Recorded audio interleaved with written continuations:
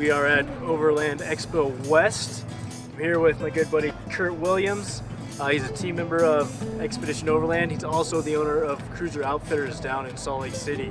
So today we want to talk about proper tool roll, what we need to pack with us. Kurt's an expert here on overland travel and also on everything mechanical for us anyways. Kurt, why don't you tell us a little bit about what you should have in a tool roll, whether that's the weekend trip or else you're going to do a week long or a full expedition. So what absolutely. We'll dive right in, guys. So first and foremost is you're really going to need to cater your toolkit toward your vehicle.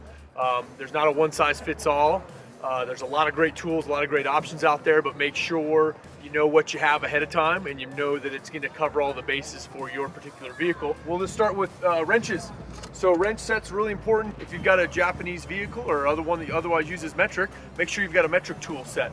And some of the important sizes for a Toyota such as the vehicles we take, use a lot of 12s, 14s, 17, 19s. So you'll find that we won't just carry a single 14, we carry two 14s. A lot of items are going to require a 14 on both sides, somebody holding one on the other side. So you can go a long ways by having a set of wrenches, a pair of some of those common sizes. I love vice grip styles or the locking pliers styles. You can find these from a lot of different varieties, a lot of different brands. Just choose quality gear.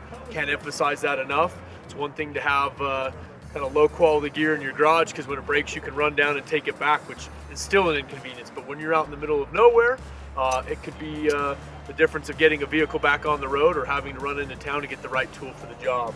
Other basic tools, screwdriver sets. I'm a big fan of generic adjustable pipe wrenches. You can do a lot of things with these, a lot of crazy things, adjusting tie rods. And this may not be important for every vehicle.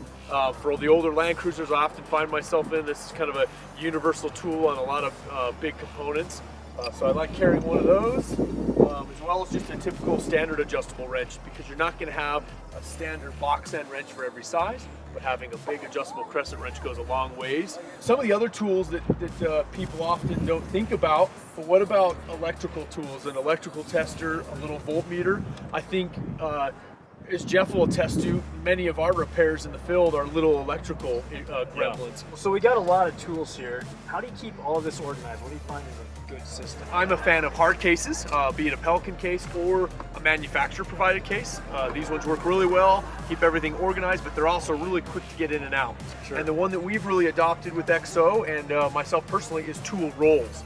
And with tool rolls, they've got an assortment of pockets. There's a lot of different varieties of these available. And the other plus of soft-sided cases versus some of the hard-sided cases, so these soft ones, is no rattles. And so if you're not storing them in a drawer system and they're kind of up on a storage deck or in footwells, it can get rattly if you've got plastic cases. So these soft ones are nice, keeping things nice and quiet. Kurt, thanks a lot. No worries. Thank you.